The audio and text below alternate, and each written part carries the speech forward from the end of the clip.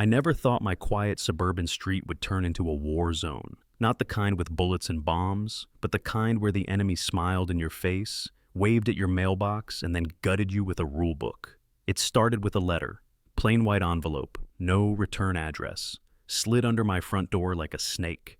Inside was a notice from the PTA, 3 sentences long but heavy as a death sentence. Violation, unauthorized Wi-Fi activity. Fine, $500 per day until resolved, effective immediately. I read it 3 times, certain I'd missed a joke somewhere. Unauthorized Wi-Fi? How the hell did the PTA even know what was going on inside my router? That was the moment I realized this wasn't about late dues or bake sales anymore. This was something darker. Because here's the truth.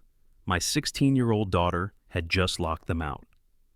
Sophie, my brilliant, stubborn hacker kid, had found their claws buried deep in our internet, stealing bandwidth like it was Halloween candy. She cut them off, shut the door, and for that, we were being fined into oblivion. The president herself, Raymond's right-hand woman Linda, called it a security audit to protect the children. I called it what it really was: sabotage, retaliation, a power trip dressed in a pantsuit.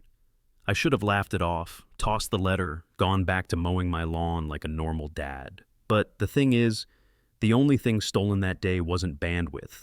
It was my self-control. Because when someone messes with my family, when they step onto my turf and start pulling strings like I'm just another puppet, they don't just get a neighbor with a complaint, they get me. And I was about to learn that the smiling faces running our perfect little neighborhood weren't neighbors at all. They were predators. And this was the first shot in a war I never asked for, but damn sure wasn't going to lose. Saturday mornings used to be simple: the smell of coffee drifting through the kitchen, my wife humming while she watered the basil in her garden, Sophie buried in her phone while pretending not to listen to us talk. Even the lawnmower had its rhythm, a steady roar that meant I was winning the eternal war against crabgrass. It wasn't perfect, but it was ours. That morning, I was halfway through cutting the front yard, sweat dripping down my back, when I heard it. The voice. Sharp, nasal, slicing through the engine's growl like a whistle through glass. "You're a quarter-inch too low." I didn't even need to turn around. Everybody in Ridgewood knew that voice. Linda Prescott, PTA president, self-appointed queen of the neighborhood, and walking definition of weaponized beige. I shut off the mower. The sudden silence was almost violent. Slowly I turned. There she was. Arms crossed, clipboard hugged to her chest like a royal decree. Beige pantsuit, helmet hair, lips pursed so tight it looked like she was sucking a lemon through a straw. "Excuse me?" I asked, though I'd heard her perfectly. Sometimes you just want to make them say it again, to hear the ridiculousness out loud. "Your mower deck," she said, tapping her pen against the clipboard. "Article 6, Section B of the Neighborhood Guidelines. Grass must be maintained between 2 and 3 inches. You're scalping it." Unsightly. I looked at the grass. Green, even, alive. Looked like grass to me. "It's my yard, Linda. I'll cut it how I want." Her smile was thin, reptilian. "It may be your yard, but it's our neighborhood, and I intend to preserve our property values." Checkmark, scribble. She tore off a slip and handed it to me like a parking ticket. Violation notice. Fine. 50. My jaw tightened. $50 for mowing my own lawn. From the porch, Emily appeared with a glass of iced tea, concern etched in her eyes. She had that calm strength, the kind that could either pull me back or push me forward, depending on the moment. "Is everything all right?" she asked carefully. Linda's smile turned syrupy sweet. "Oh, everything's fine. Just a friendly reminder to keep the neighborhood looking tidy." She said tidy like it was a threat. I crumpled the notice in my fist. My pulse pounded in my ears. This wasn't about grass. It wasn't even about the $50. This was about control. And standing there on my driveway, sweat and dust clinging to my shirt, I realized something. Linda Prescott hadn't just drawn a line in the sod. She'd drawn a line in the sand, and I'd just stepped over it. Friday nights in our house were sacred. Popcorn on the stove, a movie we'd all seen 100 times, and the rare miracle of my 16-year-old daughter willingly sitting on the couch with her parents. That night started no different. Emily poured iced tea into tall glasses. Sophie flopped between us with her blanket, and I queued up a cheesy action flick full of explosions and one-liners. I hit play, and for 30 glorious seconds, life was normal.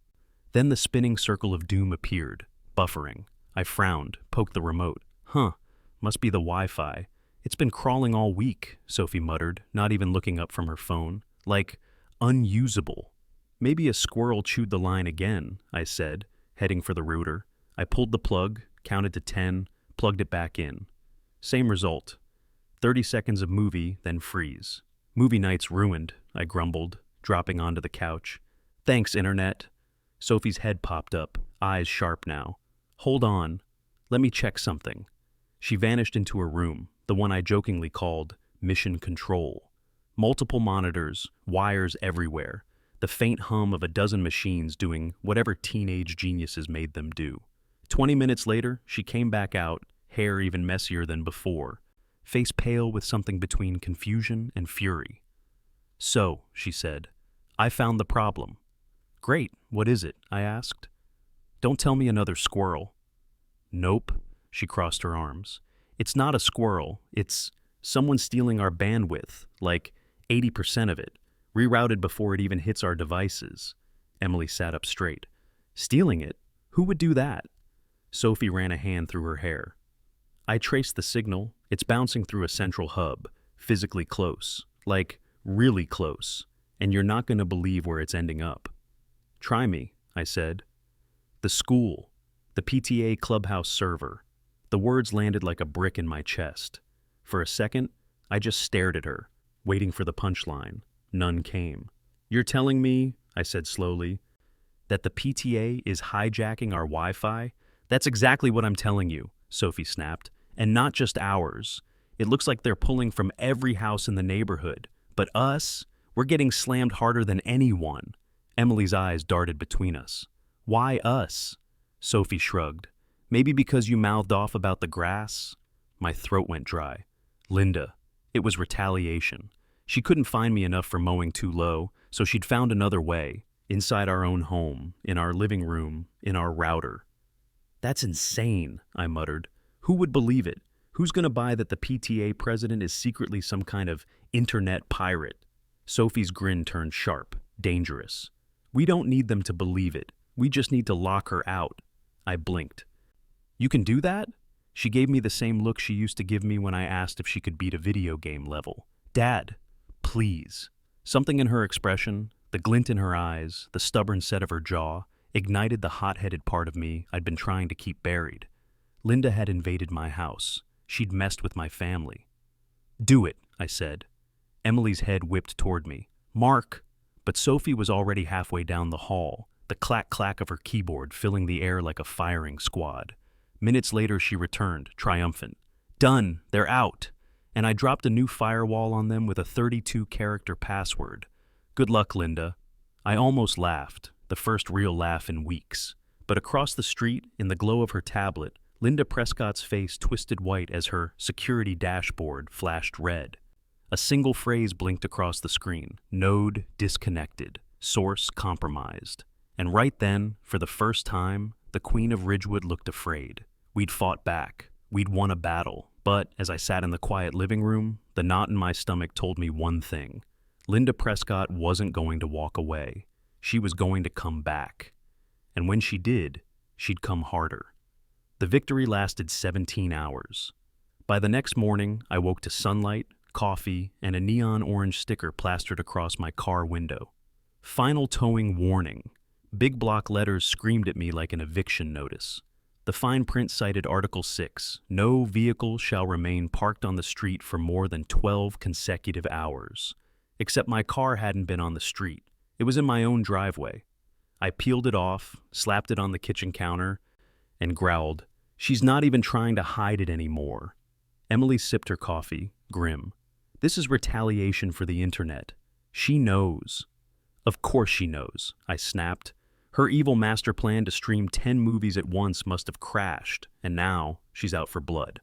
The rest of the week was open season. Monday, a fine for improperly stored recycling bins. Translation, we rolled them out the night before trash day instead of waiting until dawn. Tuesday, a citation for a single weed poking through the sidewalk crack. Wednesday, another orange sticker, this one claiming our mailbox wasn't polished to community standards. By Thursday, the stack of notices on our counter looked like a ransom note, and then came Friday. That morning, I opened the front door to find an envelope slipped under the mat. Not the usual slapdash ticket. This one was official, letterhead, bold font, signature at the bottom. Violation, creation of a hostile and unapproved wireless network. Fine, $500 per day until disabled. I read it out loud, my voice dripping with disbelief. Hostile Wi-Fi? Is that even a thing? What am I supposed to do, beam angry thoughts at her router? Sophie snatched the paper, scanning it. She's making it up as she goes. None of this language exists in the bylaws. Well, it's sticking, I said, gesturing to the pile. We're already up to $500 in fines. We can't keep bleeding like this. Emily rubbed her temples. She's testing us, pushing to see how far she can go before we break. Break. The word stuck in my head like a nail. That's what she wanted, for us to fold, to roll over, to accept her kingdom of beige and clipboard tyranny. I stormed across the street to confront her directly. She was at the clubhouse, supervising some landscapers as they replanted, of course, petunias in the only approved shade of pink. "Karen," I barked. "Enough!" Her eyes flicked to me, cold as ice. "If this is about the towing notice, your vehicle was in violation. My car was in my driveway, and you know it," I shot back. "The weed, the bins, the mailbox, this is harassment." She actually laughed, a short, sharp, ugly sound. Harassment is a strong word. I call it diligent enforcement of the community standards. Standards you agreed to when you bought your home. I took a step closer, lowering my voice. "This is about the Wi-Fi, isn't it? We cut you off, and now you're lashing out." For the first time, her mask slipped. Just for a heartbeat, her eyes flashed with something hot, raw, rage. Then her lips curled into a smile that didn't reach her eyes. "I don't know what you're talking about, but I would be very, very careful if I were you. People who cause instability in this community tend to find life here becomes uncomfortable." It wasn't a threat disguised as neighborly advice. It was a threat, plain and undisguised. She turned her back on me, dismissing me like a bug. I walked home, blood boiling. Emily was right. Yelling wasn't going to stop her. Fred was right, too.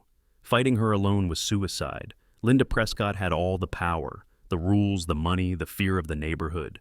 And unless we found a way to beat her at her own game, we weren't just fighting for our lawn anymore. We were fighting for survival. I didn't sleep that night. Every time I shut my eyes, I heard her voice in my head. People who cause instability tend to find life uncomfortable. It wasn't just smug PTA banter. It was a warning, a promise. I found myself pacing the kitchen in the dark, the hostile Wi-Fi notice still spread across the counter. Emily came down at 2 a.m., hair tangled, eyes bleary. "You're still up?" she whispered. I held up the letter. This isn't about rules anymore. She's not just being petty. She's hiding something. Emily poured herself water, leaned against the counter. "Mark, it's Linda. She's a control freak with a clipboard. That's it." But the more I thought about it, the less it made sense. Why hijack the internet in the first place? Why siphon bandwidth from every house in the neighborhood? Why retaliate this viciously when Sophie locked her out? It wasn't about me mowing too low. It wasn't even about us cutting her access. It was about what we might have cut her off from. The idea sank into my gut like ice. When Sophie came down the next morning, hair sticking out in every direction, hoodie zipped to her chin, I slid the letter across the table. "I need you to do something," I said, voice low, "and you're not going to like it." She raised an eyebrow, spoon halfway to her mouth. "I'm listening." "The Clubhouse network, the one you locked her out of. I need you to get back in." Her spoon clattered. "Dad, are you serious? I triple encrypted that firewall. It'll take forever to break my own system. And why? So she can slap me with a cybercrime fine too?" "Because this isn't just about streaming movies," I said, leaning forward. "She threatened me last night, and she said something about community stability. She's using the bandwidth for more than just revenge. I want to know what." For a moment, Sophie just stared at me. Then the spark lit in her eyes, the one I'd seen when she was little, solving puzzles other kids didn't even notice. "You want me to ghost in," she said slowly. "Not break the door down this time. Slip through the window." I nodded. "Just look around. Quiet. Find out what she's doing." Emily, standing in the doorway, crossed her arms. "Mark, this is crazy. You're asking our daughter to break into a private network. This isn't a video game. It's illegal." "Illegal is hijacking the entire neighborhood's internet," I shot back. "Illegal is inventing hostile Wi-Fi fines. We need proof, Emily. Otherwise, she buries us under paperwork and bankrupts us before Christmas." Emily's jaw tightened. She wanted to argue, but she also knew I was right. Linda wasn't just petty anymore. She was dangerous. Sophie leaned back in her chair, smirking. "I can do it, but I'll need time. And snacks. Lots of snacks." The next 2 days, Mission Control went dark. Sophie barely emerged except to grab chips and leave half-drunk sodas on every surface of the house. We'd hear the clack of her keyboard at 3 in the morning, the muttered curses of someone digging deeper than she was supposed to. By Tuesday night, she finally stumbled into the living room, laptop clutched like a prize. "Okay," she said, voice shaking with adrenaline. "You were right, Dad. It's not about us. It's about this." She dropped onto the couch, flipped the screen toward us. Lines of code, server diagrams, maps of connections, spiderwebbing across the screen. "She's not just stealing bandwidth, she's building a private network, using every house in Ridgewood as a node to bounce traffic. It's like a digital smokescreen, makes it impossible to trace the origin." Emily's face drained of color. "A smokescreen for what?" Sophie tapped a key. A single word blinked on the screen, white against black. "Viper." None of us spoke. The word hissed in the silence like a coiled snake. "I don't know what it is yet," Sophie whispered. "But whatever it is, it's big. And Mom, it's bad." The word Viper glared from Sophie's laptop like a venomous snake ready to strike. For a long moment, the three of us just stared. Emily's hand covered her mouth. Sophie's leg bounced with restless energy. My pulse thudded in my ears. Finally, Emily broke the silence. "We're going to the police." Her voice was firm, sharp, the way it got when she was done entertaining nonsense. "This is organized crime, Mark. Whatever she's doing, whatever this Viper thing is, it's bigger than us. We hand this over to the authorities and let them deal with it." Sophie shut the laptop with a snap. "Bad idea." Emily rounded on her. "Excuse me?" Sophie leaned forward, eyes blazing. "The second we show this to anyone local, Karen twists it. She says I hacked her private files, that I planted the data. And guess what? She's the PTA president. Everyone thinks she's a saint. Me? I'm a teenager with a laptop. Who do you think they're going to believe?" The words hung heavy in the room. I hated to admit it, but Sophie was right. I could already picture it. Karen standing in front of the school board, crocodile tears glistening, telling everyone how the Carter family had waged a personal vendetta against her. She'd walk away clean, and Sophie would be the one in handcuffs.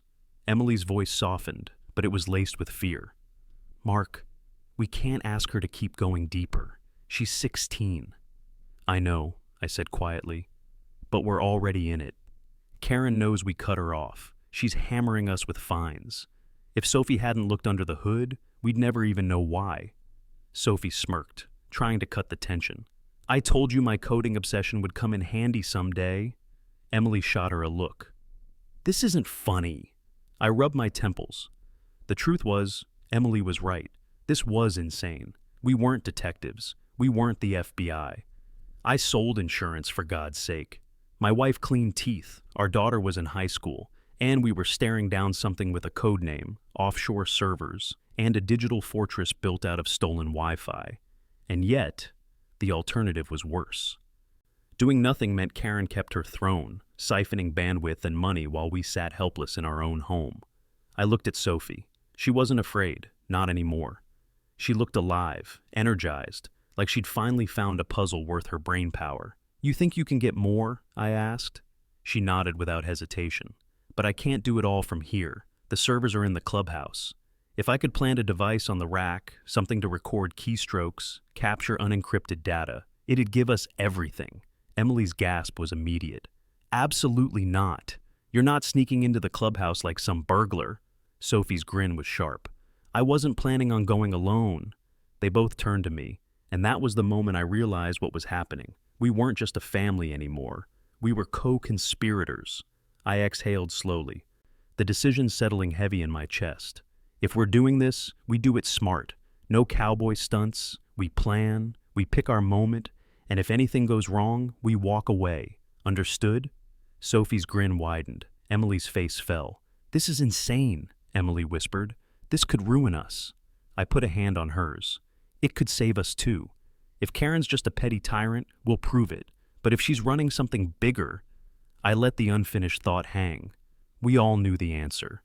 We couldn't trust anyone. Not the police, not the board, not the neighbors who'd already bent under Karen's heel. It was us. Just us. And for the first time in weeks, I felt something I hadn't dared to feel since the first notice slid under my door. Hope. Twisted, dangerous, reckless hope. The plan was insane. On paper, it looked like a one-way ticket to a jail cell. But it was the only plan we had. Sophie had built a custom device, something between a USB stick and a parasite. She called it a logger sniffer. It would attach to the PTA's server rack, silently record everything.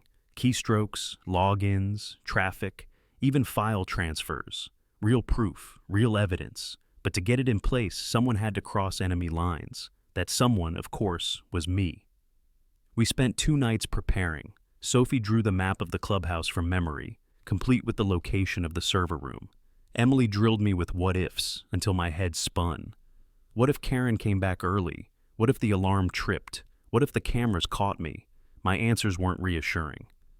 On Thursday, Sophie called us into her room, where the logger sniffer lay in the center of her desk like a crown jewel.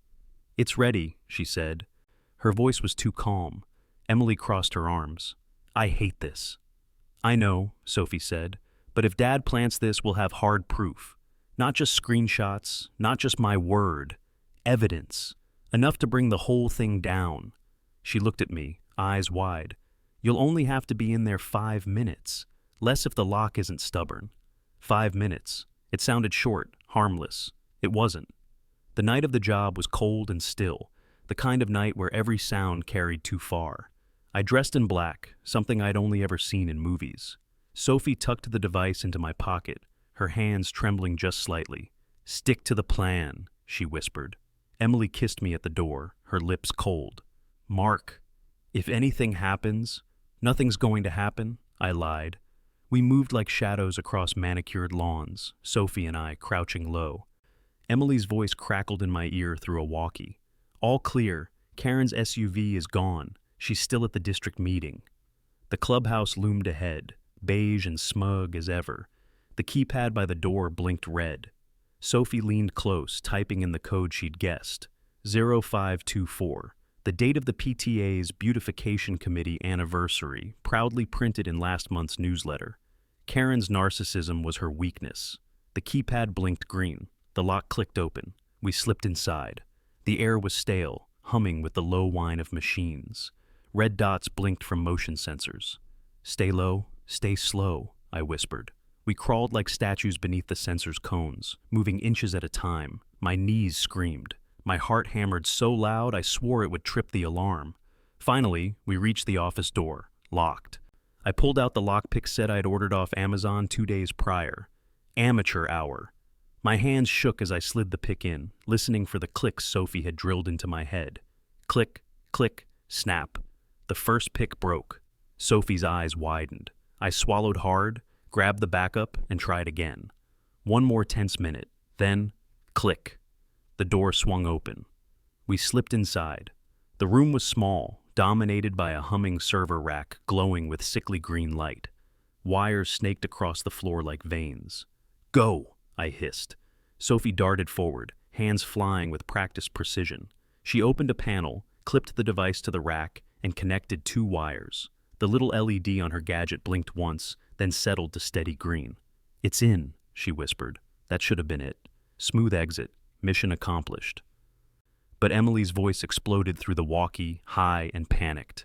"Mark, get out! Now! Karen's car just pulled in. She's back early." Ice shot down my spine. Sophie and I bolted, retracing our steps in a clumsy rush. We ducked beneath the sensors, scrambled through the main room. My pulse spiked as headlights swept across the clubhouse windows. The front door yawned ahead. We sprinted. We burst into the night just as Karen's SUV rolled into her reserved space. We dove into the shadows of a line of pines, flattening against the cold ground as the engine cut. The driver's door opened. Karen stepped out, phone to her ear, barking orders at someone unseen. She didn't glance around, didn't notice the dirt-streaked, panting family 10 feet away. She unlocked the clubhouse and strode inside, heels clicking against the tile. We stayed frozen, not daring to breathe. Finally, when her voice faded deeper into the building, I tugged Sophie's sleeve. Move. We slipped away into the night. Back at home, adrenaline gave way to shaky laughter and cold terror. Emily clutched us both, whispering thanks to God. Sophie rushed to her computer, fingers flying. A moment later, lines of data filled the screen. "The logger's live," she said breathlessly. "We've got a direct feed." It worked. We'd done it. But the knot in my stomach tightened. Karen hadn't just come back early. She'd almost caught us. And if she ever suspected what we'd done, we weren't just breaking rules anymore. We'd declared war. The logger fed Sophie's laptop like a fire hose.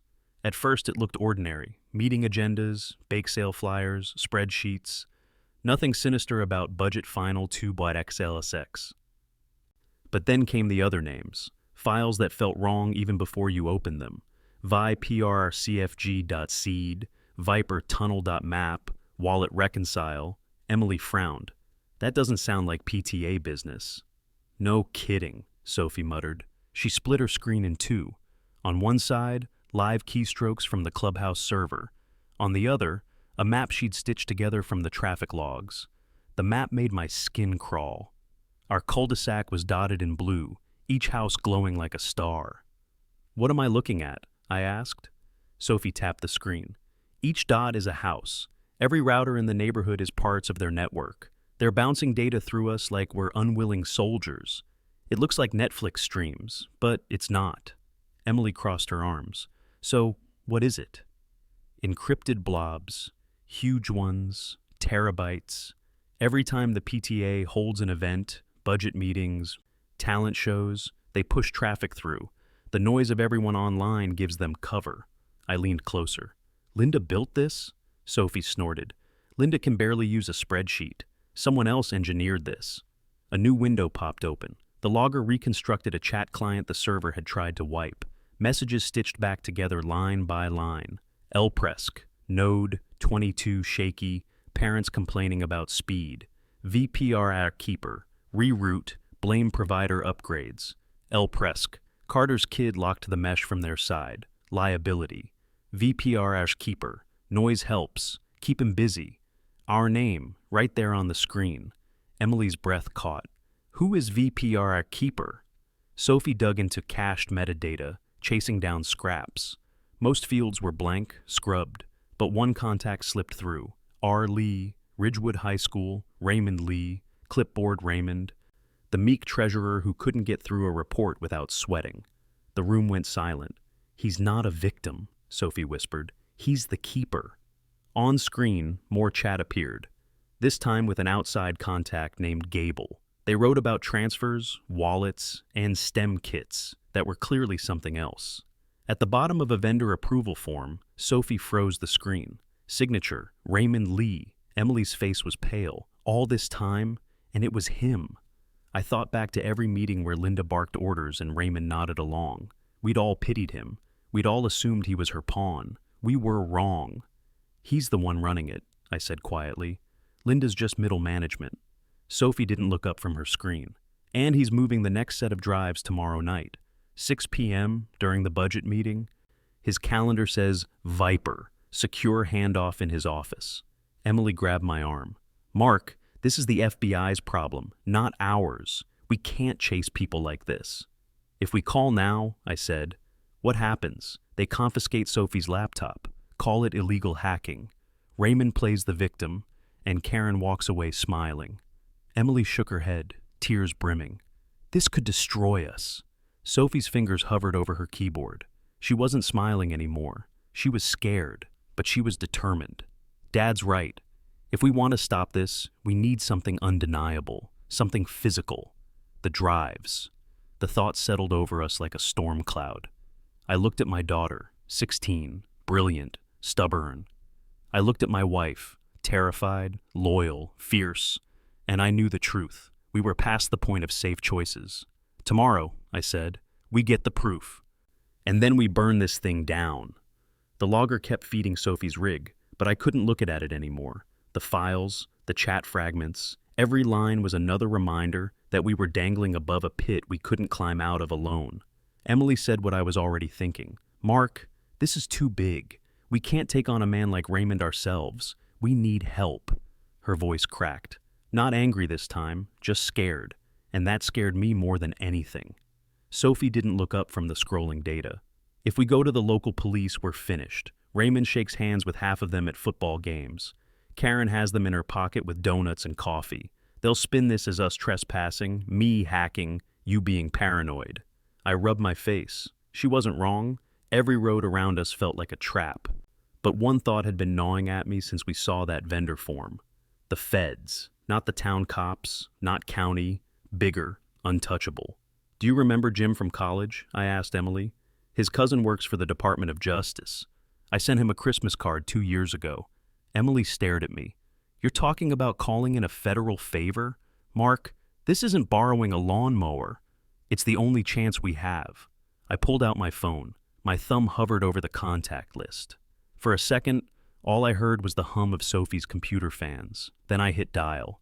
Jim's cousin David picked up after 4 rings. My voice felt foreign in my own mouth. I didn't give him the whole story, just the bare bones. I have credible information about a criminal enterprise involving community funds and illegal networks. It's time sensitive. We can't trust local authorities. There was a long silence. Then, you're serious? As a heart attack. Another pause. Then he gave me a name, a direct line. Call Detective Daniel Harland, Cybercrimes Task Force. He'll know what to do. And Mark, don't waste his time. I thanked him and hung up, my hands shaking. Emily's face was pale as chalk. Sophie just whispered, do it. So, I did. Harlan's voice was gravel and suspicion. I laid it all out, 20 minutes of breathless truth. Linda, Karen, Raymond, the logger, Viper, the drives, Sophie's feed. Every word felt like throwing stones into a black lake and waiting for the monster to surface. When I finally stopped talking, there was silence. Then Harlan said, if you're lying, you're in a world of trouble. And if you're not, then a lot of bad people are about to have a very bad day. He gave me a time and place. A coffee shop 2 towns over. Bring the laptop. Come alone. I didn't sleep that night, neither did Emily. She kept pacing, whispering worst-case scenarios. Sophie stayed glued to her rig, capturing everything. The next morning, I drove to the coffee shop with the laptop in a bag that suddenly felt like a bomb. Harlan was waiting with 2 agents who looked like they had been carved out of granite. They flipped through Sophie's summary file in silence. No raised eyebrows, no gasps, just grim nods. Finally, Harlan closed the laptop. It's enough to move. The budget meeting, when? Tomorrow, 6 p.m., Ridgewood High. He scribbled notes. We'll embed agents as parents. The room will be full of eyes. We need to catch Chen in the act, with the drives in hand. Otherwise, this collapses. I swallowed hard. What do you need from me? Harlan's eyes met mine. Hard, tired eyes that had seen monsters before. We need a trigger, a distraction, something to pull focus while we move. You're already the thorn in their side, Mark. You're loud, angry, paranoid, perfect cover. You want me to cause a scene. That's exactly what I want. Get in Linda's face, argue, make them all look at you, give us 30 seconds of chaos. I wanted to laugh, but my throat was too dry. This was real. They were asking me to be bait. Harlan leaned forward. Can you do that? Images flashed in my head. Karen sneering on my lawn. Raymond's name in those files. Sophie's hands trembling over the keyboard. Emily's fear. Yes, I said, my voice low. I can do that. When I got home and told them, Emily nearly collapsed. They want you to walk into that room with him? Mark, he'll kill you. They'll be watching, I said, though my own voice betrayed the doubt. Sophie surprised us both. It's the only way. He trusts noise. We'll use it against him. She was right. We were past safe choices. Tomorrow night, Ridgewood High wouldn't just be hosting a budget meeting. It would be the stage for the sting. and I was the opening act. Saturday night, Ridgewood High looked the same as always. Kids' artwork taped to lockers, smell of floor wax and stale popcorn in the halls, but I couldn't shake the feeling that I was walking into a trap. Emily fixed my tie before I left, her hands trembling. "You don't have to do this." "Yes," I said softly, "I do." Sophie pressed a thumb drive into my palm. "Backup of everything, just in case." Her eyes were fierce, but I could see the fear underneath. I kissed them both, then walked out into the cold night air. The cafeteria buzzed with the usual budget night chatter, folding chairs, lukewarm coffee, parents griping about rising dues. On the surface, it was Ridgewood at its most boring, but scattered among the crowd were the feds, plain clothes, tucked in like shadows.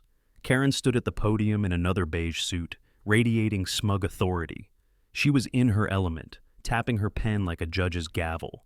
Beside her sat Raymond Lee, the meek treasurer, clipboard in front of him, glasses perched low, face calm, too calm, and at his feet, half hidden under the table, was a sleek silver briefcase.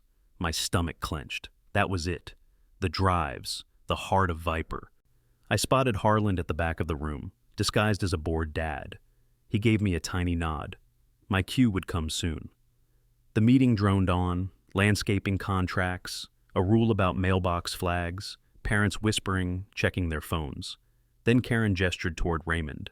"And now, our treasurer will present the financial report." He cleared his throat, shuffling papers like always. His voice was steady, maybe too steady. "Our dues have been used wisely, covering routine maintenance, security upgrades, enrichment programs." A woman in a sharp suit stepped forward, smiling. "And, on behalf of the bank, we thank the Ridgewood PTA for your partnership." She handed Raymond the briefcase. He accepted it with a small nod, placing it by his chair. There it was, the handoff. I stood, my heart pounding. "Excuse me," I said, my voice cutting through the room. "I have a question." Dozens of heads turned. Karen's smile soured. "Mark, we'll take questions at the end." "No," I said, stepping forward. "I think the neighborhood deserves some answers now." Raymond's eyes flicked to me, just a flicker, but enough. He knew. "Why?" I asked, raising my voice. "Has my family been fined over $1,000 for made-up violations? Why was our internet hijacked? Why is money disappearing from these books?" Gasps, murmurs, parents twisting in their seats. Karen snapped, "You are out of order." I marched closer, jabbing a finger toward her. "Am I? Or am I the only one willing to call this what it is? Extortion? Theft?" Her mask slipped, anger twisting her face. "Sit down, Mark. Before what?" I roared. "Before your little Project Viper gets exposed?" The word landed like a thunderclap. Karen staggered, eyes wide. Raymond froze. For a split second, the entire cafeteria was silent. Then chaos erupted. "FBI! Nobody move!" Harlan's voice cracked across the room as agents surged forward, badges raised, weapons drawn. Parents screamed, chairs scraped, the room dissolved into pandemonium. Raymond dove for the briefcase. Agents lunged, but he was faster, clutching it, shoving past Karen. He bolted for the side exit, panic replacing his usual meekness. But someone blocked the door. Fred, my neighbor, the man with the gnomes. He stood there, shaking but firm, clutching one of his ridiculous Elvis gnomes like a club. "You," he spat, "you told her to take my gnomes." Raymond tried to shove past, but Fred swung. The gnome connected with the briefcase, sending it skidding across the linoleum. The latch popped. Drives spilled out like silver bricks. Agents swarmed him, slamming him to the ground. Karen shrieked, flailing as cuffs snapped around her wrists. It was over in less than a minute. I stood frozen in the middle of the chaos, chest heaving, adrenaline roaring in my ears. Harland appeared beside me, calm amid the storm. "You did good," he said. "You gave us the window we needed." I looked at Fred, still clutching his cracked gnome. He gave me a shaky grin. "Worth it," he said. "That was for Norman." I almost laughed. Almost. The parents were herded out, dazed and whispering. The drives were bagged. Karen and Raymond were hauled away, faces pale and furious. Ridgewood's PTA would never look the same. As the dust settled, Emily and Sophie rushed in from the back. Emily's arms wrapped around me, trembling. Sophie's eyes were shining, Not with fear, but with vindication. We'd done it. We'd ripped the mask off the monster hiding in our neighborhood. And for the first time in months, I could breathe. The sirens faded into the night, leaving Ridgewood in stunned silence. Neighbors lingered on their lawns, whispering, clutching coffee mugs and phones, staring at the clubhouse as if it had turned into a haunted house. For years, we'd thought it was just a place for potlucks and school fundraisers. Tonight, it was the scene of a federal sting. By the time I got home, Emily was already on the porch. She threw her arms around me before I even made it up the steps. Her whole body trembled against mine. "You're insane," she whispered, half laughing, half crying. "But you're mine." Sophie pushed past us and ran inside, already firing up her laptop. She couldn't let go, not yet. She needed to see it on the screen, the system dismantled, the feeds dark. I followed her in and stood behind her chair. The logger blinked, then flatlined. The constant stream of stolen traffic. Gone. The neighborhood mesh, severed. "It's dead," Sophie said quietly. "Viper's gone." Emily leaned against the doorway, exhaustion etched into her face. So are Karen and Raymond. The reality of it settled over me. The smug clipboard queen in handcuffs. The meek treasurer revealed as the kingpin. It was almost too much to process. By morning, the story was everywhere. Local news vans clogged our street. Headlines blared, "PTA president and treasurer arrested in federal raid." Massive illegal network uncovered in suburban neighborhood. Neighbors gawked, pointed, whispered. Some crossed the street to thank me. Others just shook their heads, still in disbelief that our cookie-cutter block had been the hub of something so rotten. Fred came over carrying a box. Inside was his damaged Elvis gnome, its hat chipped, one arm cracked. He held it up with a grin. "Battle scar," he said, "worth every penny." I laughed for the first time in weeks. "You saved the sting, Fred. You're a hero." He shrugged. "Hero's a strong word, but hey, maybe now I can bring Norman and Netted back to the front yard where they belong." We both laughed until tears rolled down my cheeks. It felt good. It felt normal. The next week brought more shocks. Sophie, despite being hailed online as the teen hacker who saved Ridgewood, was suspended from school for 2 weeks for unauthorized use of network resources. When the principal handed me the letter, I wanted to tear it in half. "She helped take down a criminal ring. And you're punishing her?" "The rules are the rules," the principal said flatly. Sophie smirked on the way out. "Guess I'm grounded to my computer." Emily rolled her eyes. "Don't encourage her." But I couldn't help it. My daughter had faced down a monster with nothing but a keyboard. She deserved a medal, not detention. One evening, a new envelope appeared in our mailbox. I froze at the sight of the PTA logo, my stomach twisting. But this time, the letter inside was different. It was a check. Refunds for every bogus fine Karen had ever slapped on us. Tucked beside it was a handwritten note from the interim board. "Thank you. We won." I read it twice before handing it to Emily. She covered her mouth, eyes wet. We sat on the porch together that night, sipping coffee while Sophie tapped away upstairs. The sun sank low, painting the neighborhood gold. For the first time in months, it was just a sunset. Not a deadline, not a warning. I looked out at my lawn, overgrown by half an inch. No one cared, not anymore. It was just grass, but it was my grass. And after everything we'd been through, I swore I'd never take that simple truth for granted again. Weeks passed, but Ridgewood still buzzed like a hornet's nest. Reporters camped out, chasing the suburban sting. Parents whispered at pickup lines. And every now and then, I'd catch someone looking at me like I'd grown 10 feet taller, or like I'd painted a target on my back. Life was quieter, but not the same. How could it be? Karen was awaiting trial, her beige power suits replaced by an orange jumpsuit. She still glared like she ran the place, even in mugshots. Raymond, the man we all thought was a pushover, was gone, swallowed into federal custody with a laundry list of charges. Conspiracy, fraud, exploitation. He wasn't coming back. The neighborhood was different. The new PTA board sent out friendly newsletters about bake sales and Teacher Appreciation Week. No hidden fines, no threats, no encrypted networks buried inside the file attachments. Just cake recipes and sign-up sheets. Normal. Normal felt strange. One afternoon, I mowed the lawn. The blade roared, spitting neat rows of clippings. For the first time in a long time, it was just me versus the grass. No clipboard watching, no rule about 2 inches minimum. Halfway across the yard, I caught myself grinning. My yard, my rules. Emily leaned on the porch railing with a glass of iced tea. "Careful," she called. "Don't scalp it, or you'll get $100 fine." I laughed. God, it felt good to laugh with her. To know we'd made it through the fire and somehow come out stronger. Sophie wandered out, laptop tucked under her arm. "The FBI asked if I'd consider an internship someday," she said casually, as if it were nothing. Emily nearly dropped her glass. "You're 16, Sophie smirked. "Guess they like my work."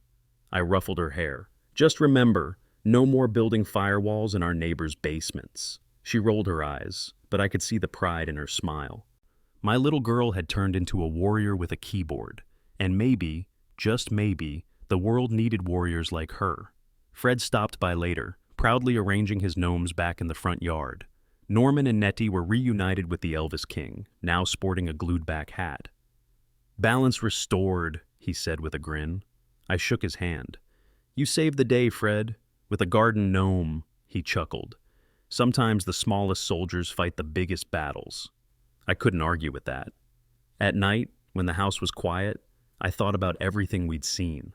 About the way power corrupts, about the monsters hiding in plain sight, about how a clipboard and a rulebook had nearly crushed us, but hadn't. I thought about the risk we'd taken, about my wife, steady and strong, about my daughter, braver than she knew, about neighbors who found courage in the unlikeliest places. And I thought about me, a man who just wanted to mow his lawn in peace, but who learned how far he'd go to protect his family. The truth is, you never really know your own limits until someone pushes you past them. You don't know what you're capable of until the people you love are on the line. For me, it started with a lawnmower and a clipboard, and it ended with federal agents storming a PTA meeting. Crazy, right? But that's Ridgewood. I looked out over my grass one last time that night, long and uneven, and I laughed. Justice doesn't always come knocking on your door. Sometimes you have to build the door yourself, pick the lock, and drag justice screaming into the light.